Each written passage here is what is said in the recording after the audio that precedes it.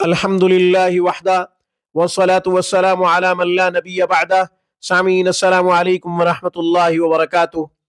سامعین، کالے پیلے یرقان سے نجات کے لیے، شفا حاصل کرنے کے لیے آج میں خوبصورت عمل بتاؤں گا، قرآنی عمل بتاؤں گا۔ انشاءاللہ اس قرآنی عمل کی برکت سے یرقان کے مریضوں کو ضرور شفا ملے گی۔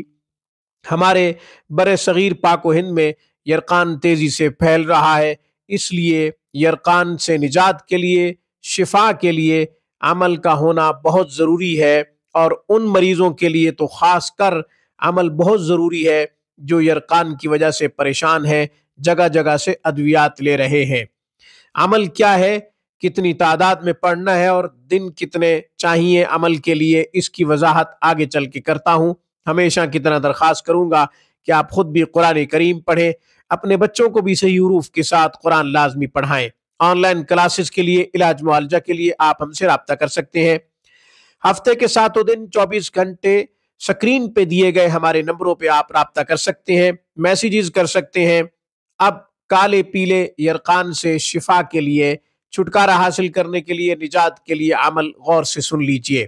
سورہ فاتحہ بسم اللہ الرحمن الرحیم کے ساتھ 21 مرتبہ پڑھیں، پانی پہ دم کریں، پانی مریض کو پلا دیں۔ روزانہ کی بنیاد پہ یہ عمل کریں، مریض خود پڑھ سکتا ہے تو بہت اچھی بات ہے، اپنے اوپر بھی پھونک مار دے، پانی کے گلاس کے اوپر بھی پھونک مارے اور پانی پی لے۔ اسی طرح ٹھنڈی تاثیر والے پھلوں کے اوپر بھی دم کر کے کالے پیلے یرقان کے مریضوں کو آپ وہ پھل دے سکتے ہیں جن کی تاثیر ٹھنڈی ہے۔ پانی پہ بھی دم کیا جا سکتا ہے، پھلوں پہ بھی دم کیا جا سکتا ہے۔ وہ دوائی جو ڈاکٹر استعمال کروا رہے ہیں، حکماء اطباء استعمال کروا رہے ہیں، ان ادویات پہ بھی یہی عمل دم کیا جا سکتا ہے۔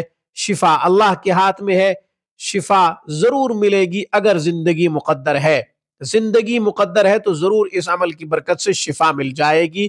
یقین اور بھروسہ اس ذات پہ جو سب کو شفا دیتا ہے۔ آج کی گفتگو میں بس اتنا ہی۔ اقول قولی ھذا واستغفر اللہ، وآخر دعوانا الحمد للہ رب العالمین۔